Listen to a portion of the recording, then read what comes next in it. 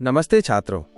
आज हम WBCHSE class 12 semester 3 के एजुकेशन सब्जेक्ट के ABTA टेस्ट पेपर के सेट 1 को सॉल्व करेंगे, जो कि आपके एग्जाम के लिए बहुत ही इंपॉर्टेंट होने वाला है। हम एक एक करके सभी प्रश्नों को समझेंगे और उनके सही उत्तर जानेंगे। ओके, तो चलिए शुरू करते हैं आज का क्लास। प्रश्न 1, किस आयोग ने छात्र मंगल की सिफारिश की? A. Hunter commission, B. विश्वविद्यालय शिक्षा आयोग, C. मुदलियार आयोग, D. कोठारी आयोग। उत्तर D. कोठारी आयोग चर्चा। कोठारी आयोग 1964-66 ने भारतीय शिक्षा के लगभग सभी पहलुओं की समीक्षा की थी। छात्र मंगल की अवधारणा छात्रों के कल्याण और सर्वांगीण विकास से संबंधित थी, जिसकी सिफारिश इसी आयोग ने की थी। प्रश्न 2, त्रिभाषा सूत्र की सिफारिश किसके द्वारा की गई थी? A. राष्ट्रीय शिक्षा नीति 1986, B. मुदलियार आयोग, C. राधाकृष्णन आयोग, D. कोठारी आयोग। उत्तर कोठारी आयोग चर्चा। त्रिभाषा सूत्र का उद्देश्य भारतीय स्कूलों में 3 भाषाओं हिंदी, अंग्रेजी और एक क्षेत्रीय भाषा माइनस को पढ़ाने को बढ़ावा देना था, ताकि भाषाई सद्भाव और राष्ट्रीय एकता को बढ़ावा मिले। कोठारी आयोग ने इसकी पुरजोर सिफारिश की थी। प्रश्न 3, यूजीसी के संस्थापक कौन थे? A. Doctor Radhakrishnan, B. Abul Kalam Azad, C. Doctor Zakir Hussain, D. Doctor JF डफ। उत्तर D. डॉक्टर JF डफ चर्चा। डॉक्टर JF डफ। डॉक्टर JF डफ विश्वविद्यालय अनुदान आयोग UGC के संस्थापक थे। ये आयोग भारत में उच्च शिक्षा के मानकों को बनाए रखने का महत्वपूर्ण कार्य करता है। प्रश्न 4, हमारी माध्यमिक शिक्षा लक्ष्यहीनता की शिक्षा है, ये कथन किसने दिया था? A. Radhakrishnan, B. LS Mudaliar, C. Gandhi ji, D. Abul Kalam Azad. Uttar B. LS Mudaliar चर्चा। मुदलियार आयोग, जिसे माध्यमिक शिक्षा आयोग भी कहते हैं, की स्थापना 1952 में हुई थी। इसके अध्यक्ष डॉक्टर लक्ष्मण स्वामी मुदलियार थे। उन्होंने भारतीय माध्यमिक शिक्षा की कमियों पर ध्यान केंद्रित करते हुए ये बात कही थी। प्रश्न 5, राष्ट्रीय शिक्षा नीति 1986 का गठन किसके समय में हुआ था? A. Rajiv Gandhi, B. Indira Gandhi, C. Atal Bihari Vajpayee, D. Manmohan Singh. Uttar A. Rajiv Gandhi चर्चा। राष्ट्रीय शिक्षा नीति 1986 भारत के तत्कालीन प्रधानमंत्री राजीव गांधी के कार्यकाल में लागू की गई थी। इस नीति का उद्देश्य पूरे देश में शिक्षा के एक समान पैटर्न को लागू करना था। प्रश्न 6, NEP 2020 के अनुसार स्नातक स्तर पर कौन सी डिग्री शुरू की गई है? A. 4 साल का बैचलर, B. 3 साल का बैचलर, C. 5 साल का बैचलर, D. 2 साल का बैचलर। Uttar A. 4 साल का बैचलर चर्चा। राष्ट्रीय शिक्षा नीति 2020 ने स्नातक कार्यक्रमों में लचीलापन लाते हुए 4 साल के बहुविषयक स्नातक डिग्री कार्यक्रम की शुरुआत की है, जिसमें छात्रों को बीच में कोर्स छोड़ने का भी विकल्प मिलेगा। प्रश्न 7, भारत का पहला मुक्त विश्वविद्यालय कब स्थापित किया गया था? A. 1980, B. 1981, C. 1982, D. 1984। Uttar C. 1982 चर्चा। भारत का पहला मुक्त विश्वविद्यालय doctor BR Ambedkar open university 1982 में हैदराबाद में स्थापित किया गया था। ये दूरस्थ शिक्षा के माध्यम से उन लोगों को उच्च शिक्षा प्रदान करने के लिए था जो पारंपरिक विश्वविद्यालयों में नहीं जा सकते थे। प्रश्न 8, किस संवैधानिक संशोधन विधेयक में अनुसूचित जाति और जनजाति के लिए आरक्षण की अवधि को सर्वसम्मति से बढ़ाया गया था? A. 48वां, B. 61वां, C. 58वां, D. 62वां। Uttar D. 62वां चर्चा। 62वें संवैधानिक संशोधन विधेयक 1989 ने लोकसभा और राज्य विधानसभाओं में अनुसूचित जाति SC और अनुसूचित जनजाति ST के लिए सीटों के आरक्षण को और 10 साल के लिए यानी 2000 तक बढ़ा दिया था। प्रश्न 9, स्तंभों का मिलान करें। A. NCERT 1 राष्ट्रीय संस्थान, B. ECCE 2 विद्यालय स्तर पर पाठ्यक्रम रचना, C. केब 3 बचपन की देखभाल और शिक्षा कार्यक्रम, D. डाइट 4 प्राथमिक स्तर का शिक्षक प्रशिक्षण कार्यक्रम। उत्तर BA2, BA, CI, DIV चर्चा। NCERT राष्ट्रीय शैक्षिक अनुसंधान और प्रशिक्षण परिषद विद्यालयों के लिए पाठ्यक्रम तैयार करने का काम करती है, इसलिए A का मिलान II से होगा। ECCE प्रारंभिक बचपन की देखभाल और शिक्षा एक कार्यक्रम है, इसलिए B का मिलान II से होगा। KB शिक्षा पर केंद्रीय सलाहकार बोर्ड शिक्षा के क्षेत्र में एक राष्ट्रीय संस्थान है, इसलिए C का मिलान I से होगा। DIET जिला शिक्षा और प्रशिक्षण संस्थान प्राथमिक स्तर के शिक्षकों को प्रशिक्षित करने का काम करता है, इसलिए D का मिलान IV से होगा। दोस्तों, एक बहुत ही ज़रूरी बात ध्यान से सुनिए। अगर आपको इस ABTA पेपर का PDF फाइल चाहिए तो वो मेरे टेलीग्राम चैनल पर अवेलेबल है। आप वहां से इस ABTA पेपर को डाउनलोड कर सकते हैं। टेलीग्राम चैनल का लिंक आपको डिस्क्रिप्शन में मिल जाएगा। वीडियो देखने के बाद वहां से PDF ज़रूर ले लेना, ओके? अब चलिए हम अपने पेपर को आगे समझते हैं। प्रश्न 10, सही व्याख्या। कथन विकल्प चुनें। कथन A राष्ट्रीय शिक्षा नीति 2020 में शारीरिक शिक्षा, नैतिक शिक्षा और व्यावसायिक शिक्षा को अनिवार्य बनाया गया है।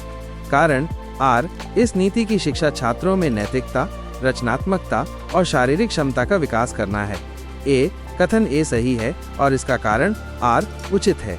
B कथन A गलत है और कारण मूलक कथन R सही है। C कथन A सही है लेकिन कारण मूलक कथन R उचित नहीं है। D कथन A और कारण मूलक कथन R दोनों गलत हैं। उत्तर A कथन A सही है और इसका कारण R उचित है। चर्चा NEP 2020 का मुख्य लक्ष्य छात्रों का सर्वांगीण विकास है, जिसमें सिर्फ अकादमिक ज्ञान ही नहीं बल्कि शारीरिक, नैतिक और व्यावसायिक कौशल का विकास भी शामिल है। इसलिए कथन A और कारण R दोनों सही है और कारण कथन की सही व्याख्या करता है। प्रश्न 11, सच्चर समिति की रिपोर्ट में मुख्य रूप से किन लोगों पर ध्यान केंद्रित किया गया था? A शिक्षित मुस्लिम आबादी, B पिछड़े मुस्लिम आबादी, C पिछड़े हिंदू आबादी, D अनुसूचित आबादी। उत्तर B पिछड़े मुस्लिम आबादी। चर्चा सच्चर समिति का गठन भारत में मुस्लिम समुदाय की सामाजिक, आर्थिक और शैक्षिक स्थिति का मूल्यांकन करने के लिए किया गया था। इसकी रिपोर्ट ने भारत में मुस्लिम समुदाय की पिछड़ी हुई स्थिति को उजागर किया। प्रश्न 12, कमाओ और सीखो, अर्न व्हाइल यू लर्न, ये योजना किसके लिए शुरू की गई थी? A केवल अनुसूचित जाति के लिए, B केवल अनुसूचित जनजाति के लिए, C शिक्षा में समान अवसर के लिए, D A और B दोनों के लिए। उत्तर C शिक्षा में समान अवसर के लिए। चर्चा कमाओ और सीखो योजना का मुख्य उद्देश्य छात्रों को अपनी पढ़ाई जारी रखते हुए अपनी आजीविका कमाने का अवसर देना था, जिससे शिक्षा में समान अवसर मिल सके। प्रश्न 13, कक्षा 12 शिक्षा के एक शिक्षक शिक्षा के क्षेत्र में समस्याओं के बारे में पढ़ा रहे हैं। पाठ के अंत में वो छात्रों के साथ विभिन्न समस्याओं पर चर्चा शुरू करता है। इस चर्चा के आधार पर वो समस्या जो वर्तमान में देश और दुनिया भर में शिक्षा के क्षेत्र में सबसे अधिक नकारात्मक दृष्टिकोण पैदा कर रही है, जिस पर सभी सहमत हैं, वो है A कौशल समस्या, B सामाजिक विकास की समस्या, C आर्थिक समस्या, D मूल्य की समस्या। उत्तर D मूल्य की समस्या। चर्चा यह एक वैचारिक प्रश्न है। वर्तमान समय में शिक्षा का उद्देश्य केवल नौकरी पाना या पैसा कमाना रह गया है, जिससे नैतिक मूल्यों में गिरावट आई है। ये एक बड़ी समस्या है। प्रश्न 14, शिक्षा क्षेत्र के चिन्हित भाग में कौन सा शब्द लागू होता है? विकलांग छात्र, अनुसूचित जाति, जनजाति छात्र, महिला छात्र, अन्य पिछड़ा छात्र। A शिक्षा का समाजीकरण, B शिक्षा में समान अवसर, C शिक्षा में आर्थिक असमानता का उन्मूलन, D शिक्षा में बौद्धिक विकास। उत्तर B शिक्षा में समान अवसर। चर्चा ये सभी समूह यानी विकलांग, अनुसूचित जाति, जनजाति, महिलाएं और अन्य पिछड़े वर्ग समाज में ऐतिहासिक रूप से वंचित रहे हैं। इन सभी को शिक्षा में समान अवसर प्रदान करना शिक्षा नीति का एक महत्वपूर्ण उद्देश्य है। प्रश्न 15, विवेकानंद के अनुसार एक शिक्षक में क्या होना चाहिए? A ज्ञान की प्यास, B अध्यवसाय, C वाणी और कर्म में पवित्रता, D ध्यान।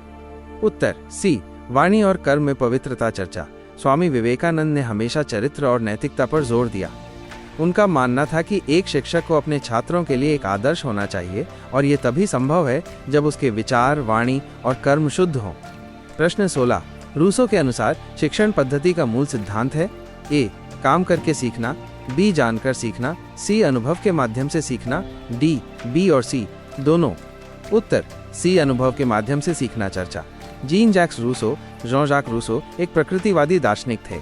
उनका मानना था कि बच्चों को किताबों के बजाय प्रकृति और अपने अनुभवों से सीखना चाहिए। प्रश्न 17, प्रयोगशाला विद्यालय की स्थापना किसने की थी? A Rousseau, B Froebel, C Montessori व D ड्यूई। उत्तर D ड्यूई। चर्चा जॉन ड्यूई एक अमेरिकी दार्शनिक और शिक्षाविद थे। उन्होंने लर्निंग बाय डूइंग काम करके सीखना के सिद्धांत पर जोर दिया और शिकागो में अपने लैबोरेटरी स्कूल की स्थापना की, जहां छात्र प्रयोगों और गतिविधियों के माध्यम से सीखते थे।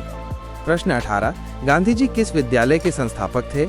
ए मॉन्टेसरी, बी बुनियादी, सी किंडरगार्टन, डी नर्सरी। उत्तर बी बुनियादी चर्चा। महात्मा गांधी ने बुनियादी शिक्षा बेसिक एजुकेशन की अवधारणा दी, जिसे वर्धा योजना के नाम से भी जाना जाता है। इस शिक्षा प्रणाली का उद्देश्य हस्तकलाओं के माध्यम से बच्चों को आत्मनिर्भर बनाना था। प्रश्न 19, स्तंभों का मिलान करें। ए रूसो, एक सत्य के साथ मेरे प्रयोग, बी रविंद्रनाथ, 2 मानव का धर्म, सी महात्मा गांधी, 3 लोकतंत्र और शिक्षा, डी जॉन ड्यूई, 4 एमिल। उत्तर बी AIV, बी डू, CI DEI चर्चा। रूसो की प्रसिद्ध पुस्तक एमिल इमाइल है। रविंद्रनाथ टैगोर की प्रसिद्ध रचना मानव का धर्म रिलीजन ऑफ मैन है। महात्मा गांधी की आत्मकथा सत्य के साथ मेरे प्रयोग my experiments with the truth है। जॉन ड्यूई की प्रसिद्ध पुस्तक लोकतंत्र और शिक्षा डेमोक्रेसी एंड एजुकेशन है। प्रश्न 20, निम्नलिखित चार्ट भरें। स्वतंत्रता, प्रकृति के साथ सक्रिय संबंध, रचनात्मकता के माध्यम से आत्म अभिव्यक्ति, ए रविंद्रनाथ की शिक्षण पद्धति, बी रूसो की शिक्षण पद्धति, सी ड्यूई की शिक्षण पद्धति, डी विवेकानंद की शिक्षण पद्धति। उत्तर बी रूसो की शिक्षण पद्धति चर्चा। ये सभी सिद्धांत रूसो की प्रकृतिवादी शिक्षा के हिस्से हैं। रूसो ने स्वतंत्रता, प्रकृति के साथ संबंध और रचनात्मकता के माध्यम से आत्म अभिव्यक्ति पर जोर दिया। प्रश्न 21, बधिरों की शिक्षा के लिए उंगलियों की सहायता से वर्तनी की विधि का आविष्कार किसने किया था? ए स्किनर, बी जुआन पाब्लो बोनेट, सी बार्बे, डी लुई ब्रेल। उत्तर बी जुआन पाब्लो बोनेट चर्चा। जुआन पाब्लो बोनेट एक स्पेनिश पुजारी थे, जिन्होंने बधिरों को पढ़ाने के लिए उंगली आधारित वर्तनी फिंगर स्पेलिंग की विधि विकसित की थी। प्रश्न 22, तथ्यों के आधार पर सही टी और असत्य एफ का सही विकल्प चुनें। आई श्रवण अक्षमता एक संवेदी अक्षमता है। ई दृष्टि संबंधी अक्षमता एक बौद्धिक अक्षमता है। आई ऑटिज्म एक शारीरिक अक्षमता है। ए IF, IIF, IIT, BIT, IIF, IIT, CIT, IIF, DIT, IIT, IIT। Uttar CIT, IIF, IIF चर्चा। श्रवण अक्षमता हियरिंग इम्पेयरमेंट एक संवेदी अक्षमता है, क्योंकि ये सुनने की इंद्रिय से संबंधित है। ये सही है। दृष्टि संबंधी अक्षमता विजुअल इम्पेयरमेंट भी एक संवेदी अक्षमता है, न कि बौद्धिक। ये कथन गलत है। ऑटिज्म एक विकासात्मक अक्षमता है जो सामाजिक और संचार कौशल को प्रभावित करती है। ये शारीरिक अक्षमता नहीं है। ये कथन भी गलत है। प्रश्न 23, अंधों के लिए 9 बिंदु कोड का आविष्कार किसने किया था? A Alcon, B father Lerner, C Louis Braille, B Charles Barbier. उत्तर डी चार्ल्स बारबियर चर्चा। चार्ल्स बारबियर एक फ्रांसीसी सेना अधिकारी थे। उन्होंने सैनिकों के लिए रात में संदेश पढ़ने के लिए एक रात्रि लेखन प्रणाली नाइट राइटिंग सिस्टम विकसित की थी, जो 9 बिंदु पर आधारित थी। इसी से प्रेरित होकर लुई ब्रेल ने 6 बिंदु वाली ब्रेल लिपि का आविष्कार किया। प्रश्न 24, WHO के अनुसार एक अलग अलग विकलांग बच्चा है। बाधित, विकलांग, ए हानि, बी विकलांगता, सी बाधा, डी रोग। उत्तर बी हानि चर्चा। WHO ने विकलांगता को 3 भागों में बांटा है। हानि इम्पेयरमेंट, अक्षमता डिसेबिलिटी और बाधा हैंडीकैप। हानि शरीर के किसी अंग या कार्य की हानि है। अक्षमता किसी कार्य को करने में असमर्थता है और बाधा समाज में भागीदारी में आने वाली समस्या है। प्रश्न 25, श्रवण बाधितों को शिक्षित करने की पहल सबसे पहले किसने की थी? A America, B England, C Bharat, D Spain. उत्तर डी स्पेन चर्चा। श्रवण बाधितों की शिक्षा का इतिहास स्पेन से शुरू हुआ, जहां पेड्रो पोंस डे लियोन ने 16वीं शताब्दी में बधिरों को पढ़ाने का पहला सफल प्रयास किया था। प्रश्न 26, मानसिक रूप से विकलांग छात्रों के लिए शिक्षा योजना में 3 R के बजाय 3 A पर विशेष जोर दिया जाता है। यहाँ 3 A क्या होगा? 3 A व्यक्तिगत कौशल, सामाजिक कौशल, ए पारिवारिक कौशल, बी रणनीतिक कौशल, सी व्यावसायिक कौशल, डी नागरिक कौशल। उत्तर सी व्यावसायिक कौशल चर्चा। पारंपरिक शिक्षा 3R रीडिंग, राइटिंग, अरिथमेटिक पर आधारित है, लेकिन मानसिक रूप से विकलांग छात्रों के लिए 3A aptitude, attitude and abilities पर जोर दिया जाता है। या दूसरे संदर्भ में यहाँ 3A का मतलब व्यक्तिगत, सामाजिक और व्यावसायिक कौशल से है, जो उनके आत्मनिर्भर बनने के लिए जरूरी हैं। प्रश्न 27, राजू 61 को गलत तरीके से 16 लिखता है। राजू किस तरह की सीखने की अक्षमता से पीड़ित है? A dysgraphia, B autism spectrum disorder, C dyslexia, D सीखा हुआ लाचारपन। उत्तर सी डिसलेक्सिया। चर्चा। डिसलेक्सिया एक सीखने की अक्षमता है जो पढ़ने, लिखने और शब्दों या संख्याओं को पहचानने में कठिनाई पैदा करती है। राजू का 61 को 16 लिखना इसी का एक लक्षण है। प्रश्न 28, समावेशी शिक्षा को प्रभावी और सफल बनाने में किसकी भूमिका सबसे महत्वपूर्ण है? ए स्कूल परिचारिका, बी स्कूल के शिक्षक, सी स्कूल के सहपाठी, डी बी और सी दोनों। उत्तर डी बी और सी दोनों। चर्चा। समावेशी शिक्षा का मतलब सभी बच्चों को एक ही स्कूल में एक साथ पढ़ाना है, चाहे उनमें कोई भी अक्षमता हो। इसे सफल बनाने के लिए शिक्षकों की महत्वपूर्ण भूमिका होती है, जो विशेष शिक्षण तकनीकें अपनाते हैं, और सहपाठियों की भी, जो एक सहायक और स्वीकार्य वातावरण बनाते हैं। प्रश्न 29, अलग अलग विकलांग या असाधारण बच्चों के लिए शिक्षा का अधिकार किस अंतर्राष्ट्रीय सम्मेलन में अपनाया गया था? ए अलग अलग विकलांग बच्चों की शिक्षा पर सम्मेलन, बी लंदन शिक्षा सम्मेलन, सी शिकागो शिक्षा सम्मेलन, डी यूनेस्को अंतर्राष्ट्रीय सम्मेलन। उत्तर डी यूनेस्को अंतर्राष्ट्रीय सम्मेलन। चर्चा। यूनेस्को ने 1994 में स्पेन के सालामांका में एक सम्मेलन आयोजित किया था, जिसे सालामांका स्टेटमेंट के नाम से जाना जाता है। इस सम्मेलन में विकलांग बच्चों के लिए समावेशी शिक्षा के अधिकार को मान्यता दी गई थी।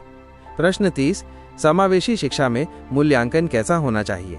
ए असंतुलित, बी मान आधारित, सी निरंतर, डी सामयिक। उत्तर सी निरंतर। चर्चा। समावेशी शिक्षा में मूल्यांकन एक सतत प्रक्रिया है। इसका उद्देश्य केवल छात्रों का ग्रेड देना नहीं, बल्कि उनकी प्रगति को समझना और उनकी व्यक्तिगत जरूरतों के अनुसार शिक्षण पद्धति को समायोजित करना है। प्रश्न 31, यूनेस्को शैक्षिक कार्यों के लिए किस संगठन के तहत काम करता है? A UNICEF, B WHO, C UNOD, NCTE। उत्तर सी UNO। चर्चा। यूनेस्को यानी संयुक्त राष्ट्र शैक्षिक, वैज्ञानिक और सांस्कृतिक संगठन संयुक्त राष्ट्र UNO की एक विशेष एजेंसी है, जो शिक्षा, विज्ञान और संस्कृति के क्षेत्र में अंतर्राष्ट्रीय सहयोग को बढ़ावा देती है। प्रश्न 32, शिक्षा का पहला स्तंभ है? ए ज्ञानार्जन, बी कार्य संपादन, सी साथ रहना, डी इंसान बनना। उत्तर ए ज्ञानार्जन। चर्चा।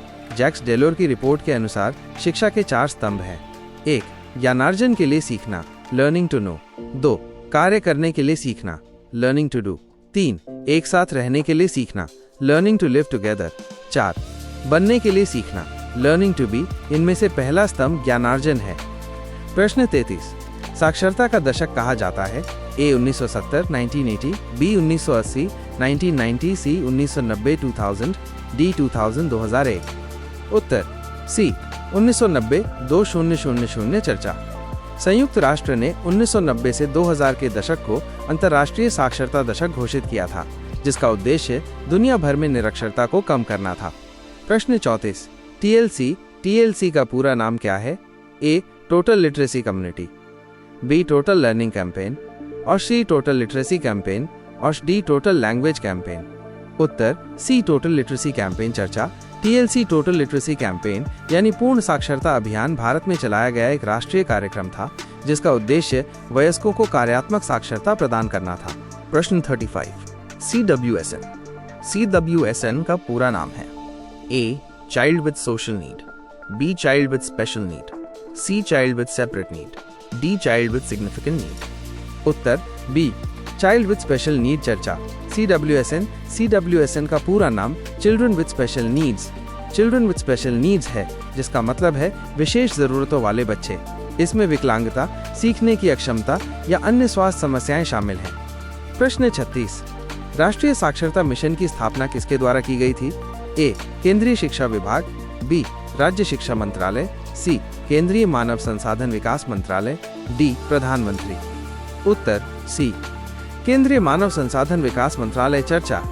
राष्ट्रीय साक्षरता मिशन नेशनल लिटरेसी मिशन की स्थापना भारत सरकार के केंद्रीय मानव संसाधन विकास मंत्रालय, अब शिक्षा मंत्रालय द्वारा 1988 में की गई थी, जिसका उद्देश्य देश में निरक्षरता को खत्म करना था।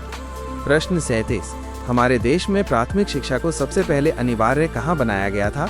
ए बड़ौदा, बी हिमाचल प्रदेश, सी त्रिपुरा, डी कोलकाता। उत्तर ए बड़ौदा। चर्चा। भारत में प्राथमिक शिक्षा को सबसे पहले बड़ौदा के महाराजा सयाजीराव गायकवाड़ 3 द्वारा 1906 में अपने राज्य में अनिवार्य किया गया था। प्रश्न 38, शिक्षा क्षेत्र के चिन्हित भाग में कौन सा शब्द लागू होता है? सेतु पाठ्यक्रम, ग्राम शिक्षा समिति, इक्शे, ऑपरेशन ब्लैकबोर्ड, अनिवार्य और मुफ्त शिक्षा की व्यवस्था। ए, सार्वभौमिक प्राथमिक शिक्षा के उद्देश्य को पूरा करने का तरीका। बी, वयस्क शिक्षा के उद्देश्य को पूरा करने का तरीका। सी, उच्च शिक्षा के उद्देश्य को पूरा करने का तरीका। डी, व्यावसायिक शिक्षा के उद्देश्य को पूरा करने का तरीका। उत्तर ए, सार्वभौमिक प्राथमिक शिक्षा के उद्देश्य को पूरा करने का तरीका चर्चा। ब्रिज कोर्स, ग्राम शिक्षा समिति, ऑपरेशन ब्लैकबोर्ड और अनिवार्य और मुफ्त शिक्षा की व्यवस्था, ये सभी भारत में सार्वभौमिक प्राथमिक शिक्षा के उद्देश्य को प्राप्त करने के लिए उठाए गए कदम हैं। प्रश्न 39, सकारात्मक मनोविज्ञान प्रत्येक व्यक्ति के अंडरस्कोर को दूर करता है और उनकी क्षमता को जागृत करता है। ए, ज्ञान, बी, सहयोग, सी, कमजोरी, डी, प्रतियोगिता। उत्तर सी, कमजोरी चर्चा।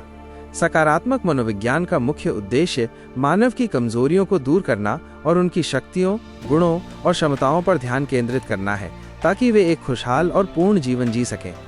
प्रश्न 40, रिया को 5 साल की कड़ी मेहनत के बाद नौकरी मिल गई। अब उसके अंदर किस तरह की भावना उत्पन्न होगी? ए, सुखानुभूति, बी, नैतिकता, सी, आध्यात्मिकता, डी, मूल्य। उत्तर ए, सुखानुभूति चर्चा। कड़ी मेहनत के बाद सफलता मिलने पर व्यक्ति को खुशी और संतोष की भावना होती है जिसे सुखानुभूति कहते हैं। यह एक स्वाभाविक भावनात्मक प्रतिक्रिया है। उम्मीद है कि आपको ये ABTA और भी गहराई से समझ आ गया होगा। अगर आपको ये वीडियो पसंद आया हो तो लाइक और शेयर जरूर करें और चैनल को सब्सक्राइब करना न भूलें। धन्यवाद।